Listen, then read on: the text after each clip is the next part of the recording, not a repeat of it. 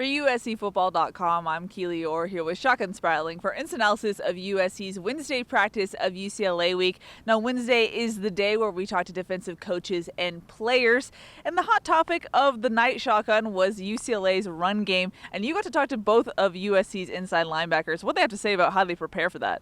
I mean, one of the biggest things, they know that stopping the run is the key this entire game against UCLA. And one of the key things is being lined up and being ready to go. One, because UCLA will sometimes try to use some tempo and try to hit you with some quick plays, quick snaps, but also they use a lot of eye candy, a lot of motions beforehand, a lot of shifts, different things like that. And I talked to Kanai Malga about it, and that was the thing he said, we got to be prepared for the eye candy. I said, well, what goes into that? How do you prepare for eye candy? How do you, not be distracted by other things that they're trying to confuse you with? He said it's all about film study. Now, the extra couple days that they had, after the Cal cancellation should probably help them in that regard. But then the next step is, okay, are you in the right position? Now you got to tackle. So that's something that USC has struggled with this year. Todd Orlando talked a little bit about it, about how they have to, be able to have confidence in what they're doing. And if the first guy is having confidence and goes about and knows what he's supposed to be dodoing, then the second guy behind him can read him and be able to be in the right place instead of kind of guessing where guys are going to be going inside out and outside in. That's it. That's one of the things he says the key is just not having the confidence in their tackling ability, and that's creating some issues for the next guy that's trying to get there. So instead of one guy missing, suddenly the second guy's out of place because, the first guy was trying to do a little bit too much or do something different than the way they've been teaching it. So they went back to the fundamentals. They focused again on that the last few days to try to, reinforce their tackling techniques and try to shore that up a little bit these last three games. So that's going to be a big key for them. Obviously, UCLA comes in with a dynamic rushing attack that features not only Zach Charbonnet, who's up over 800 yards, but also Britton Brown, who's got, I believe, 7 touchdowns, and Dorian Thompson-Robinson, the quarterback, can run the ball as well. He's got over 100 carries this season. He's got 7 touchdowns. So it's a kind of a three-headed monster back there. They can do different things, whether it's just attacking downhill with some eye formations and with some traditional looks, or using some read options and some spread concepts like Chip Kelly used up in Oregon. So they can do it in different ways, but it all comes back to stopping the run. Mm-hmm. Now, when it comes to Dorian Thompson-Robinson, how has USC fared against a mobile quarterback so far this season, and how do you expect them to play on Saturday? I mean, traditionally, USC has struggled with that the last half decade, so it's been an issue for them. It hasn't been something that has really killed them this season. There have been times when guys have gotten out of the pocket. Cameron Rising had the big touchdown run in the Utah game. Will Plummer got out for a couple of times. He had a touchdown run in the Arizona game. So it has affected them at times. With Dorian Thompson-Robinson, he's a dual threat guy, but he tries to stay in the pocket and look for options before he takes off running. So it's going to be, again, back to the basics of just doing your job, not trying to do too much, not trying to take off and attack the quarterback and he dumps it over the top of you, something they were really working on with Jaden Daniels. It's knowing what your assignment is and doing your assignment. Talked a little bit with Raylan Goforth about that. He said, it's all 11 guys have to do their assignment instead of trying to do too much, trying to make the superhero play.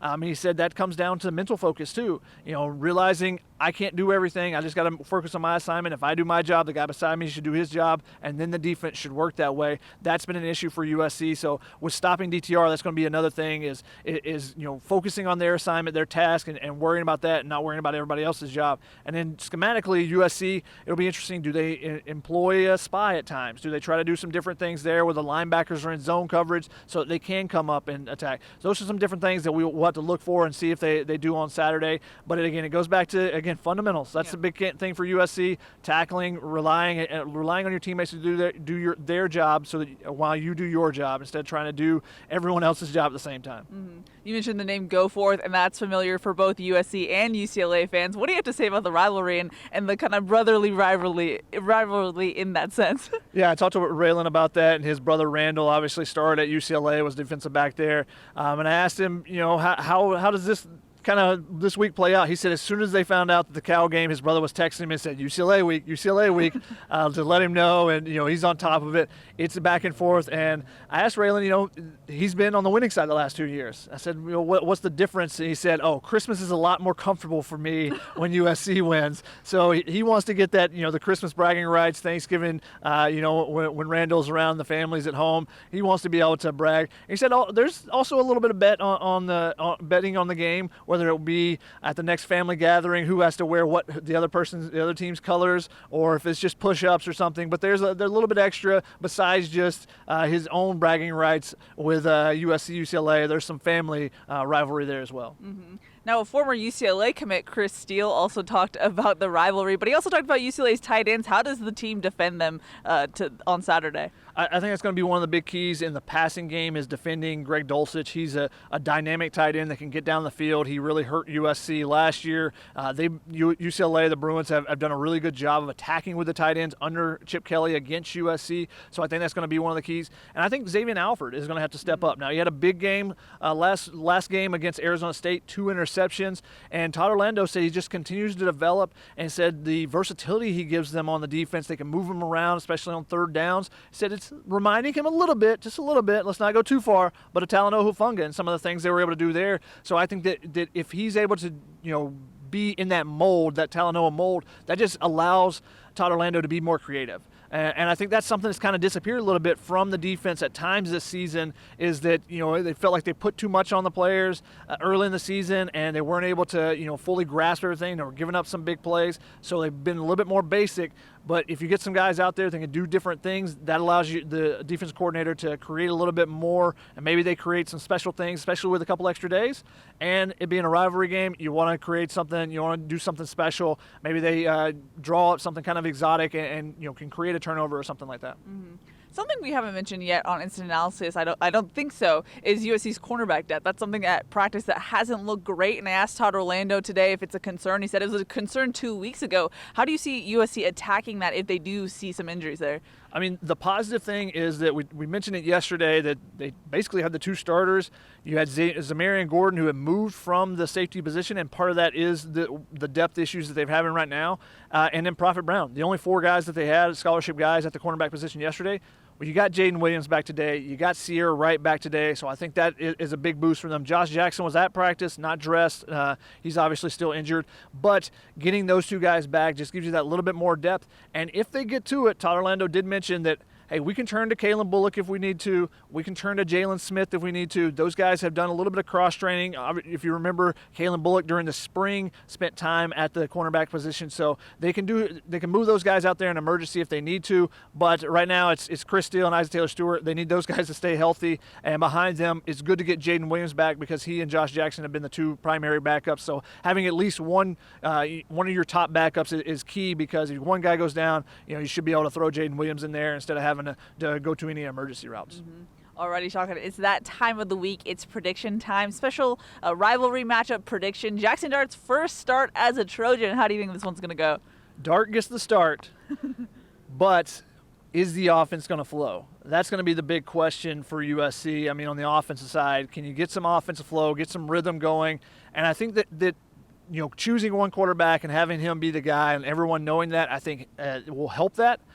But it's going to come down to the run game. I think it's going to come down to the run game on both sides of the ball, very similar to Arizona State. I said the same thing. But if USC can run the ball, alleviate some of that pressure off Jackson Dart, he's going to get some one-on-one opportunities, get him some short, quick throws early in the game, get him some confidence, especially after he struggled the last 2 games. Everyone thinks it's an immediate fix throwing him in there, but he struggled the last couple games. So I think getting him some confidence early, letting him get into the flow of the game, and if they can get a couple of chunk yardage runs early in the game, should help that out.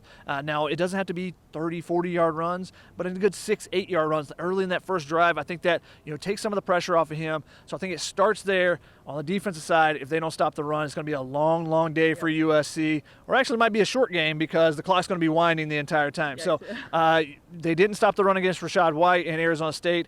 Are they going to stop it against Charbonnet and UCLA? I don't know. That's a tough one to say. Nothing gives me confidence to say that they're suddenly going to start tackling better. They're suddenly going to start making plays in the run game. So I think this is UCLA's to lose, and we'll see. The turnover battle always plays a big factor in rivalry games. So we'll see if USC can create some turnovers there, similar to what they did against Arizona State with Alfred getting a couple of picks, creating a fumble. If they do that, they've got a chance, but they're going to need to do that to get things going because I don't think they'll stop the run game. Mm-hmm. Capitalizing on those turnovers for sure. Any final thoughts, Chuck, before we wrap this one up? We did see a couple players come back today. I mentioned Jaden Williams and Eure Wright, a couple other guys just getting back out there. Unfortunately, Didn't see Michael Trigg. He came halfway through practice and it was not in pads. So, like I said yesterday, didn't expect him to actually play this weekend, but that pretty much seals it up for me that he's not going to be available for them. We did see Keaton Slovis didn't have the sleeve on his knee. Now, he wasn't dressed or anything. So I don't know if that's a step in the right direction or what. Maybe he just forgot in his locker. I'm not sure. But hopefully that's a step towards health for him because we want to see everybody healthy out there. Mm-hmm. Alrighty, that's going to wrap it up for USC's Wednesday practice of UCLA week. For Shotgun Spratling, I'm Keely Eure. For more, check out uscfootball.com.